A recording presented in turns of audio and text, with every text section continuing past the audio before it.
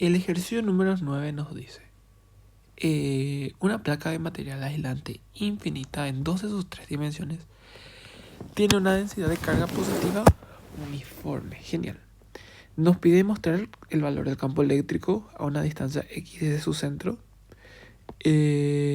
También suponer que un electrón de carga E negativa, carga del electrón, se coloca dentro de la placa. Si es liberado del reposo a una distancia x del centro, demostrar que el electrón excede un más con una frecuencia y nos da nuestra frecuencia. 1 sobre pi raíz de rho, la carga del electrón, sobre masa epsilon sub 0. Bueno, vamos a empezar a hacer este ejercicio, el cual me pareció muy interesante. Nosotros vamos a graficar primero lo que es nuestra pequeña placa, ¿verdad? O sea, nosotros vamos a tener... Vamos a graficarlo así. Creo que nos va a resultar útil hacerlo así. Voy a duplicar.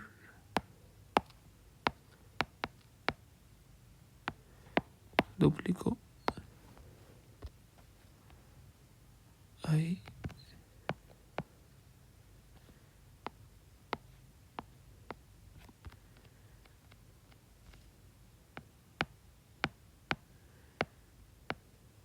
Ahí.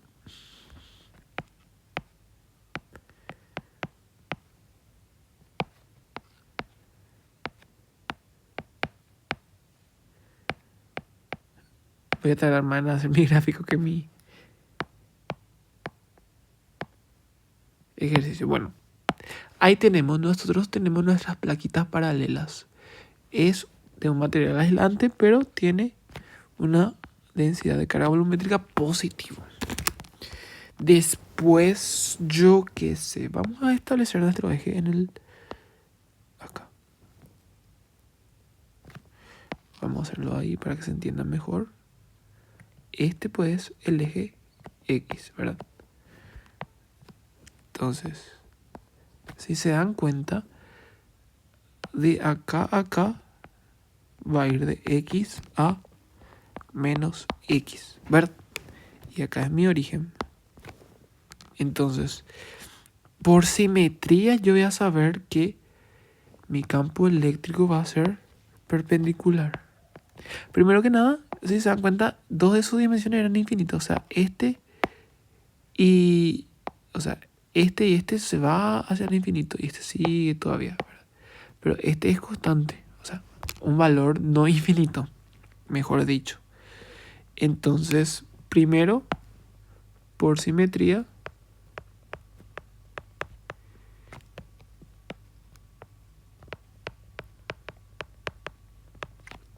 el campo eléctrico perpendicular a la placa. O sea, cumple nuestro requisito de usar la ley de Gauss, que era que sea constante y perpendicular. Y depende de qué cosa. De la distancia X al centro. No hay drama con eso, ¿verdad? Entonces, yo puedo usar la ley de Gauss.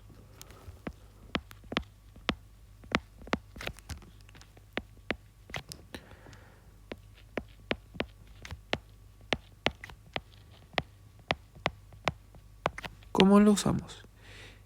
Yo puedo hacer un cilindro que le envuelva esto. ¿Cómo lo haríamos? Hagámoslo... Yo puedo hacerlo vertical y horizontal. Yo personalmente lo voy a hacer así, para que se visualice mejor.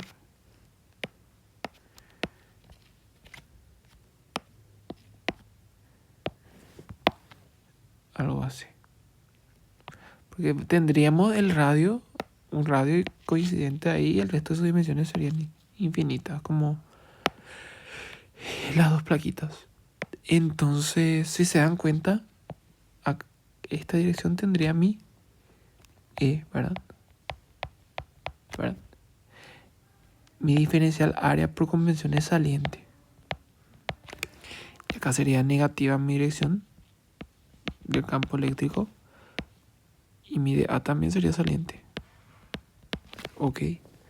Y este iría coincidentemente, vamos a hacer que vaya de menos k, de menos x a x.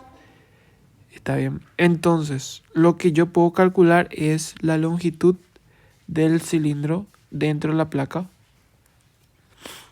Y, o sea, puedo aplicar la ley de Gauss. Entonces voy a tener que hacer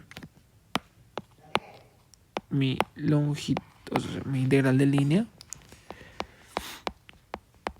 de E por dA va a ser mi carga encerrada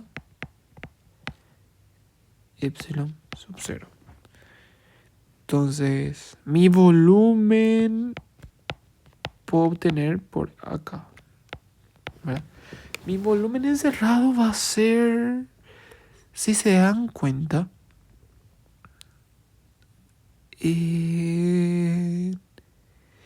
mi área yo voy a tener de la siguiente forma.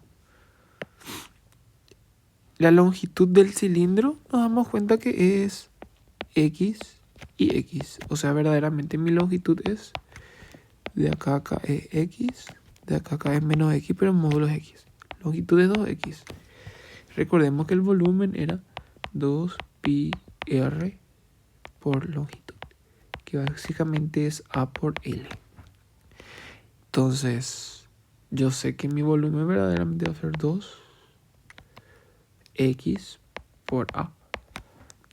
Entonces yo ya tengo mi volumen. Puedo aplicar ahí mi flujo en el cilindro, pues si se dan cuenta va a ser este vector menos E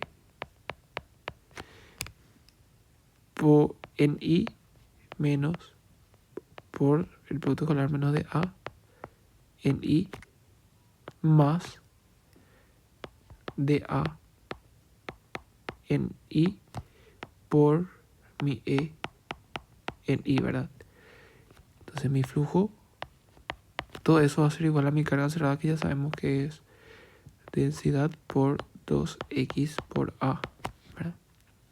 Entonces este producto escalar me queda, menos por menos me queda E por A más E por A, ¿verdad?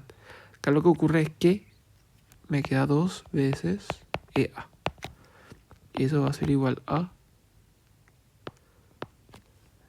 mi carga cerrada, que sabemos que es ρ por mi volumen, que es 2xa sobre epsilon sub 0. Entonces yo puedo simplificar de la siguiente forma. A se va con A, va a ser el mismo área. El 2 se va con el 2. Entonces me queda que mi flujo, o mejor dicho, despejemos mi campo eléctrico, va a ser igual a ρx epsilon sub 0, una función básicamente de mi distancia, que es lo que nos pedía demostrar. Quedó perfecto. Entonces, como va a apuntar, va a tener dirección hacia más x, obviamente sí, x positivo, y hacia menos x, hacia, sí, x negativo.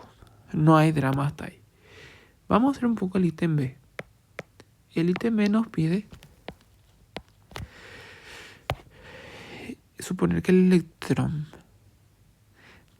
en movimiento, un electrón de carga E y masa M se coloca dentro de la placa. Ok. A una distancia X desde el centro. Y se libera desde el reposo. Ok. Ponerle que acá se nos coloca un electroncito. Vamos a ponerle en verde. O podemos ponerle acá afuera también X. Va a ser su distancia X. E a una distancia X. ¿Qué ocurre? Este electroncito tiene carga E y masa M. Entonces nosotros sabemos que la fuerza eléctrica va a ser... Podemos considerarla una fuerza eléctrica, no sé su sentido, vamos a confirmar que va a ser una fuerza eléctrica. Esa fuerza eléctrica verdaderamente es, sabemos Q por E, que básicamente es la carga del electrón por el campo eléctrico. Entonces, dijimos que mi campo eléctrico, si yo estoy en X positivo, apunta hacia X positivo, entonces va a tener esta dirección verdaderamente. Acá, voy a borrar. Va a tener hacia acá. Mi campo eléctrico y entonces mi FE. ¿Está bien? Mi fuerza eléctrica. Entonces yo ya sé el valor de E.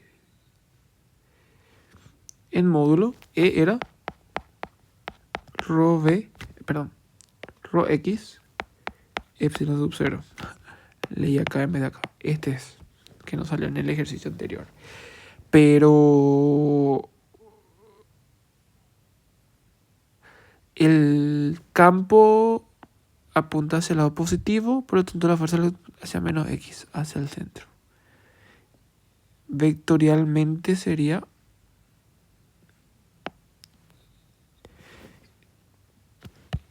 este va a apuntar hacia el centro verdaderamente.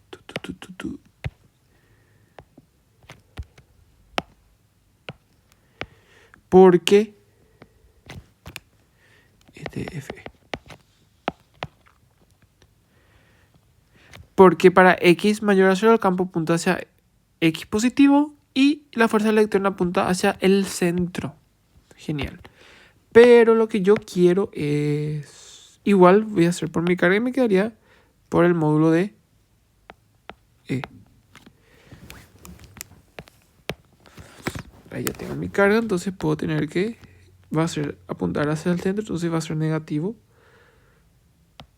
E sobre E0 sub 0, X. Ahí yo ya tengo la fuerza, ¿verdad? Entonces, a mí me pide suponer si el liberador de reposo, el electrón sigue más con frecuencia.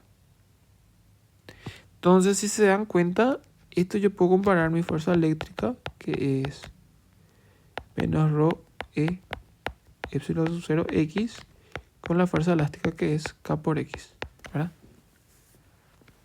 En los dos lados va a ser negativa, porque apunto hacia allá. Entonces, mi constante positiva va a ser eso. Y por la segunda ley sabemos que fuerza es igual a masa por aceleración. Entonces, nosotros sabemos que masa por aceleración puede ser igual a menos kx, que es menos rho e epsilon sub 0 x. Puedo despejar mi aceleración, que es menos rho e epsilon sub 0 x a, ¿verdad? Perfecto está. Vamos a dejar apartado para ver después la derivada m por x. Ahí queda. Entonces, con la ecuación con una velocidad, puedo yo hacer que aceleración en el más era menos omega x. O sea que ya tengo omega cuadrado al comparar estos dos. Omega cuadrado va a ser igual a rho e m epsilon sub 0. Negativo no puede ser porque tengo que hallar la raíz. Me quedaría...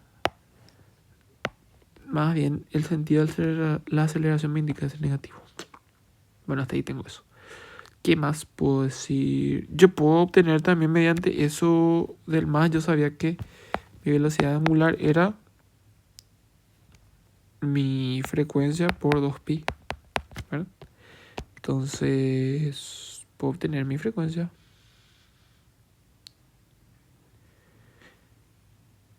va a ser igual a 2pi. Paso a dividir y ahí me quedaría mi frecuencia.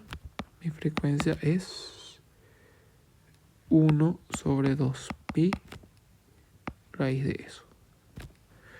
Rho E sobre M epsilon sub 0. Que a ver si me queda igual. 1 sobre pi. A mí me quedó un 2 ahí. O no sé si yo escribí mal el ejercicio, pero